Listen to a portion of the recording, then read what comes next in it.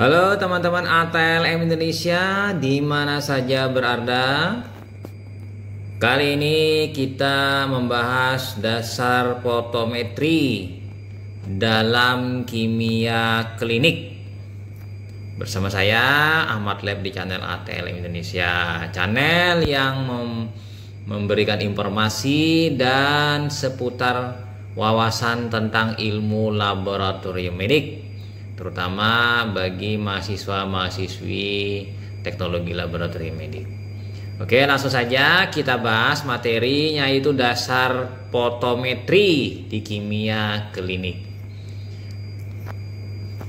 Dalam kimia klinik atau kimia darah, perlu diketahui dasar-dasar dalam bekerja menggunakan fotometri atau fotometer, yaitu yang pertama instrumen, yang kedua teknik pengukuran, yang ketiga prinsip kerja, yang keempat reagensia, 5 persiapan spesimen, 6 hal-hal lain yang perlu diketahui dan diperhatikan selama bekerja di laboratorium kimia klinik. Nah, oleh sebab itu perlu pembelajaran mendalam tentang dasar-dasar terampil dan ahli di bidang kimia klinik. Terutama kita fokus ke dasar fotometri. Nah, kita bahas awalnya yaitu spektrofotometer. Nanti ada istilah spektrofotometer, ada istilah fotometer. Digunakan untuk memperoleh deretan jarak gelombang yang kontinu. Filter pada spektrofotometer, prisma atau kisi menghasilkan spektrum warna nanti dia pada filter kisinya atau pada prismanya, sehingga bisa dipilih panjang gelombang lebih banyak dan detail pada spektrofotometer. Nah, pada spektrofotometer atau spektrofotometri, baik dalam kawasan ultra ungu UV dan cahaya yang tampak visible maupun dalam kawasan infrared IR, dimanfaatkan gejala absorbansi sinar cahaya oleh molekul atau atom. Dalam kimia klinik lebih banyak digunakan fotometer ketimbang spektrofotometer. Kenapa? Karena fotometer sudah fix atau tetap panjang gelombangnya. Kemudian menggunakan lampu halogen. Kemudian di fotometer ini tidak banyak panjang gelombang yang dipakai. Lalu apalagi selain itu menggunakan filter monokromator khusus. Jadi sudah tidak banyak, tidak multi filter, tidak multi kisi atau seperti halnya prisma pada spektrofotometer. Nah, lebih fokus kita ke fotometer. Nah, ini contohnya adalah fotometer, beberapa gambar fotometer. Nah, dari sini kita bisa melihat fotometer itu banyak digunakan dalam kimia klinik. Dimulai dari fotometer manual, fotometer semi otomatis, fotometer yang full automatic atau full analyzer, random access. Nah, ini fotometer. Nah, kita pindah ke spektrofotometer, contohnya seperti ini dan seperti ini. Nah, berdasarkan gambar tadi kita bisa melihat perbedaan yang paling jelas dari fotometer dan spektrofotometer itu salah satunya di penggunaan belalai atau selang untuk menyisipkan sampel, menyedot sampel. Jadi ada peristaltik penyedot pada fotometer, sementara pada spektrofotometer tidak ada. Jadi menggunakan kuvet yang sifatnya adalah kuvet yang bisa dipasang dan dilepas. Kalau di fotometer sudah menggunakan pengisap berupa flow drop, yaitu belalai kalau kita bilang secara umum, atau ada selang pengisapnya yang akan dimasukkan dalam tabung larutan yang akan kita ukur. Jadi di situ kita melihat perbedaannya secara kasat mata atau secara umum saja. Nah, kita lanjut masuk ke potometer karena materi kita memang fokus ke potometer. Pada potometer yang penting untuk diperhatikan ialah perbedaan antara potometer sinar tunggal single beam dan potometer sinar ganda double beam. Nah, ini kelebihan double beam. Jadi ada dua kan, ada sinar utama dan sinar referensi nanti. Potometer sinar tunggal biasanya digunakan untuk kawasan ultra ungu UV atau cahaya yang terlihat visible.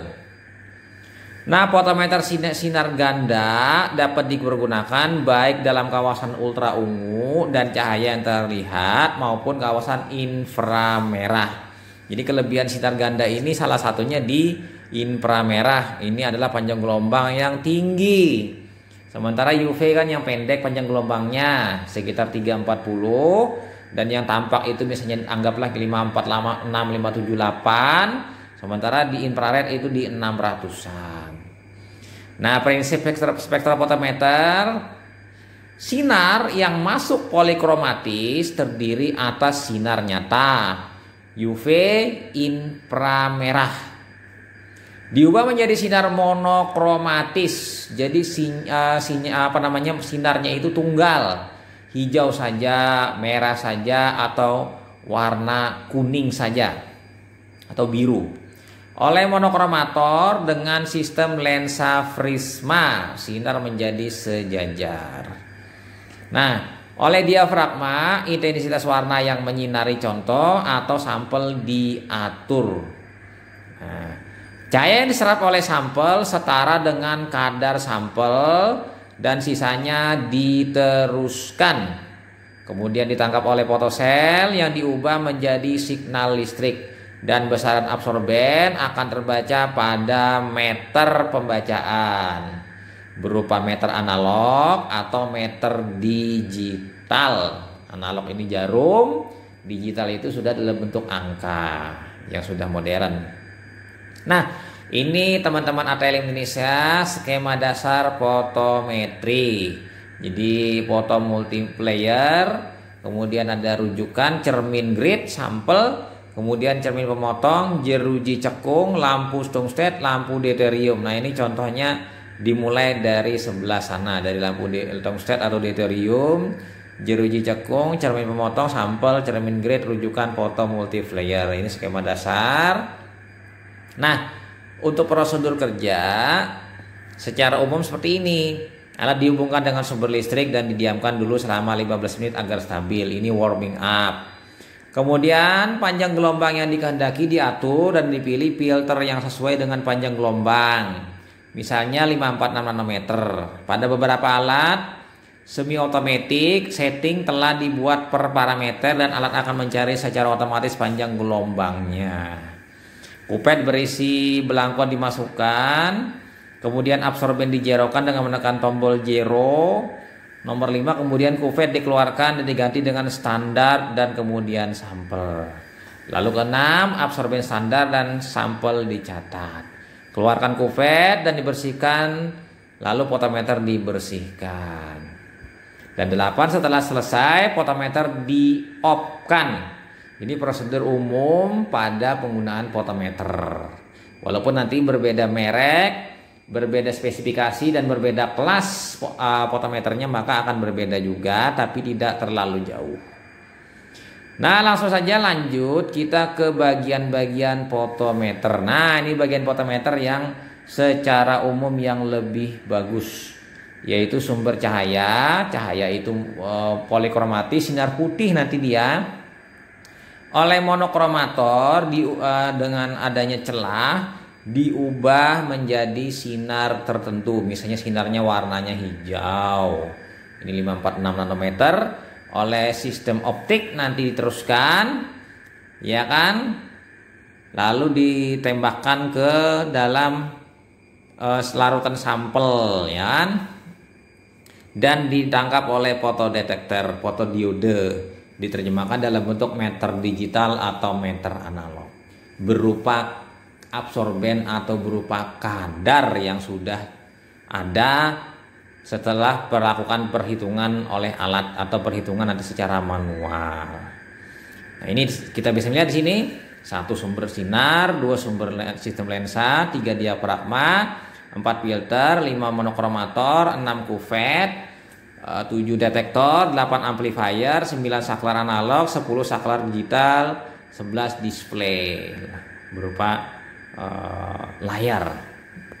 Nah, kemudian hal yang perlu diperhatikan teman-teman. Pertama, potometer jangan diletakkan di tempat dengan risiko bergetar dan goyang. Kedua, ruangan tempat potometer minimal mempunyai AC untuk menjaga kelembaban alat. Ketiga, membersihkan potometer jangan menggunakan bahan yang bersifat korosif. Keempat, potometer harus dihindarkan dari bahan-bahan yang bersifat korosif. Kelima, untuk menjaga kestabilan arus listrik, maka hendaknya menggunakan stafol. Nah, kira-kira itu saja mengenai dasar-dasar dalam hal potometer atau potometri di laboratorium. Semoga memberikan banyak manfaat dan memberikan tambahan ilmu buat teman-teman ATLM Indonesia, siswa-siswi SMK TLM, mahasiswa-mahasiswi teknologi laboratorium medik. Oke saja, itu saja mungkin. Sampai jumpa di video-video selanjutnya dan jangan lupa subscribe, bunyikan lonceng notifikasi untuk mendapatkan update-update terbaru seputar ilmu laboratorium medik. Saya Ahmad Le pamit, sampai jumpa di video-video selanjutnya. Bye.